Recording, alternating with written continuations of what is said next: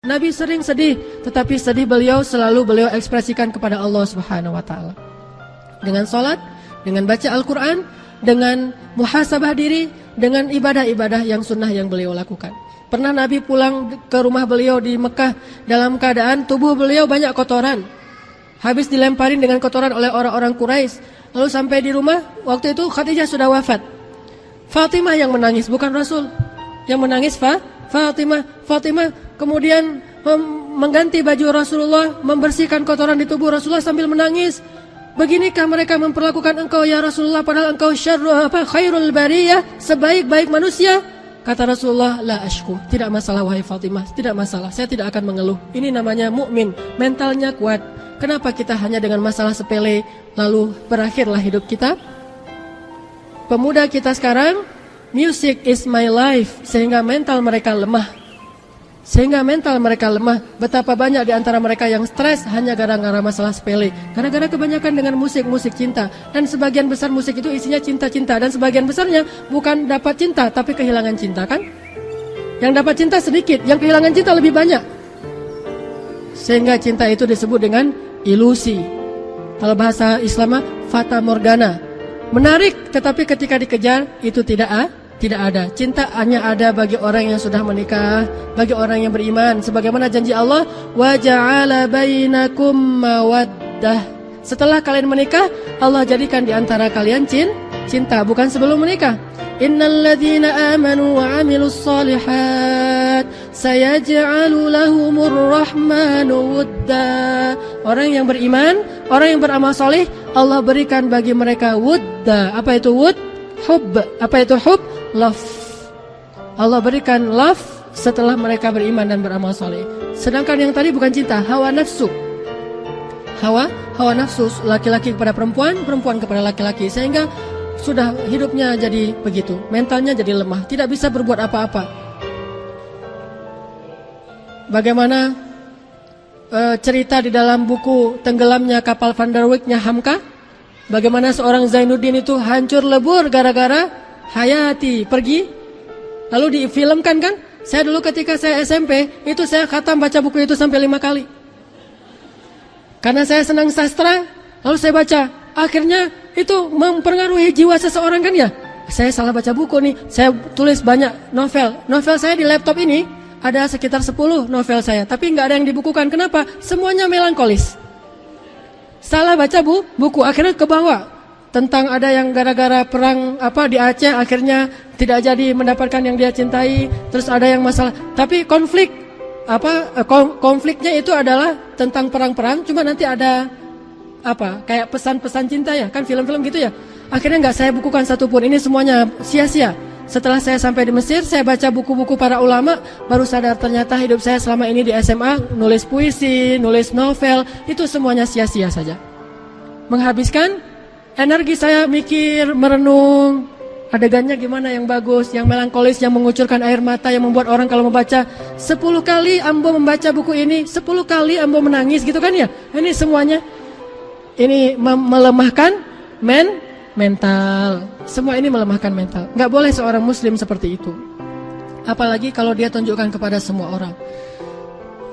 Ingat kisah seorang laki-laki tua dalam kisah Abu Ubaidah bin Jarrah. Siapa Abu Ubaidah bin Jarrah? Abu Ubaidah bin Jarrah Aminul Ummah, sahabat Nabi yang terkenal dengan julukan Aminul Ummah, pejabat paling amanah di antara umat Islam. Abu Ubaidah, beliau pernah menjadi gubernur Syam, Suriah.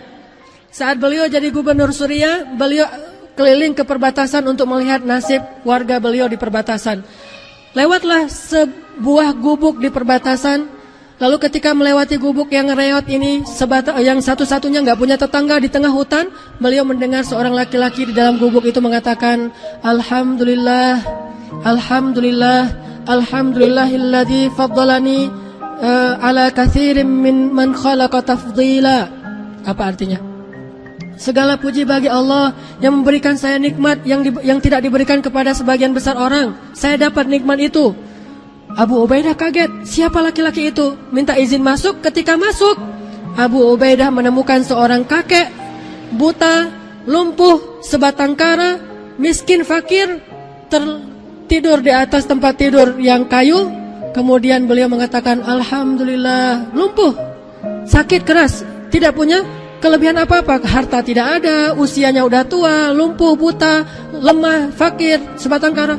Alhamdulillah, alhamdulillah, sebatang kara. Coba Abu Ubaidah mendekat bertanya, ya Syekh, panggilan untuk orang tua ya, ya Syekh, saya mendengar engkau terus memuji Allah, mengatakan dapat nikmat yang tidak diberikan kepada sebagian besar orang. Apa nikmat engkau? Saya lihat nasibmu seperti ini. Kata Syekh itu, ada 2 nikmat yang Allah berikan kepada saya dan sedikit orang yang dapat nikmat itu. Abu Ubaidah penasaran. Ini sahabat belajar kepada tabi'in, bukan tabi'in belajar ke sahabat, kebalik. Bukan sahabat biasa, sahabat 10 orang yang dijamin surga tanpa hisab kan ya.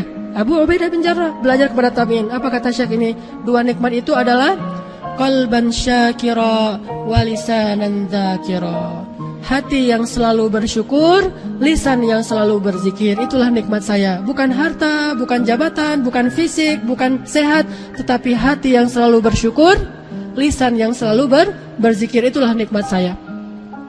Lalu kata Abu Ubaidah, apakah kamu sendiri di sini? Kata orang ini, tidak, saya punya anak, tetapi sudah 2 hari saya tidak mendengar dia, melihat dia datang, dia tidak datang untuk merawat saya. Biasanya dia yang merawat saya. Sudah 2 hari dia tidak pulang.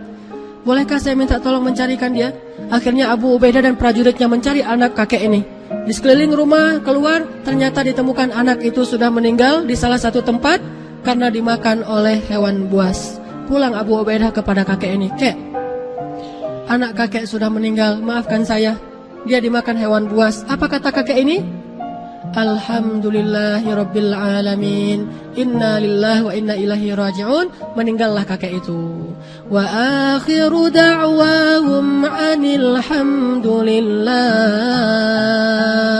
anil hamdulillahi rabbil alamin. Ucapan terakhir mereka, kata Allah, alhamdulillahi rabbil alamin. Ucapan terakhirnya, padahal dia baru mendengar berita anaknya meninggal. Makanya kata Nabi, siapa yang, ini hadisnya panjang, saya simpulkan saja. Siapa yang ketika mendapatkan musibah anaknya meninggal, dia bilang alhamdulillah, Allah bangunkan untuknya sebuah istana di dalam surga dengan nama Baitul Hamdi, istana syukur, istana alhamdulillah. Makanya ikhwati fillah, jangan banyak mengeluh, jangan banyak mengekspresikan keluhan kita dengan cara berlebihan. Jangan umumkan keluhan kita dan kesedihan kepada banyak orang. Cukup kita dan Rabb kita yang saja yang tahu, lalu kita curhat kepada Allah yang maha bisa memberikan solusi. Yaj'al lahu makhraja wa yarzuqhu min haitsu la yahtasib, yaj'al lahu min amrihi yusra, dan segala macam. Keluhkan kepada Allah, ya Allah, ilaikal mushtaka, kepada Engkau aku mengeluh semua masalahku. Saya begini. Seperti Nabi Ayub, Rabbi massaniyad durru wa anta arhamur rahimin. Bukan, hei saya lagi gak enak badan, hei saya lagi panas, hei saya lagi bisul, hei saya lagi sakit gigi. Semua kasih tahu ke orang, ke Allah kasih tahu, ya Allah, Rabbi massaniyad durru wa anta arhamur rahimin. Inilah mukmin. Ini hadis 1 di antara puluhan hadis yang ada kalimat laisa minna, bukan umat Nabi Muhammad. Apabila begini. Yang pertama adalah apabila dia suka berlebihan dalam kesedihan dan meratapi nasibnya yang kadang-kadang dalam keadaan sedih. Mudah-mudahan Allah bisa menguatkan hati kita dalam menghadapi ujian dan menjadikan kita tetap menjaga rahasia pribadi kita hanya kepada Allah Subhanahu wa ta'ala saja. Sebelum ditutup, mungkin ada pertanyaan satu saja? Ya, silakan. Kita masih ada waktu berapa? Satu pertanyaan. Masih ada waktu 10 menit ya, silakan. Tidak ada dari ikhwan, tidak ada akhwat? Tidak ada. Baik, kita cukupkan di sini. Mudah-mudahan Allah Subhanahu wa taala menggolongkan kita termasuk orang yang bisa mendapatkan ilmu untuk mengamalkannya, bukan sekedar ilmu untuk tahu, tapi ilmu untuk amal. Ilmu bukan untuk tahu, tapi ilmu untuk amal. Jadi amalkan saja satu hadis dulu aja, amalkan itu dalam kehidupan kita. Jaga status di BB kita. Jangan banyak dengar musik-musik yang sedih, apalagi ketika lagi sedih. Bahkan ini hukumnya bisa jadi haram. Jagalah diri kita dengan Al-Quran saja. Yataghanna bil Quran. Barakallahu li walakum. Subhanakallahumma wa bihamdika, asyhadu an la ilaha illa anta, astaghfiruka wa atubu ilaik. Assalamualaikum warahmatullahi wabarakatuh.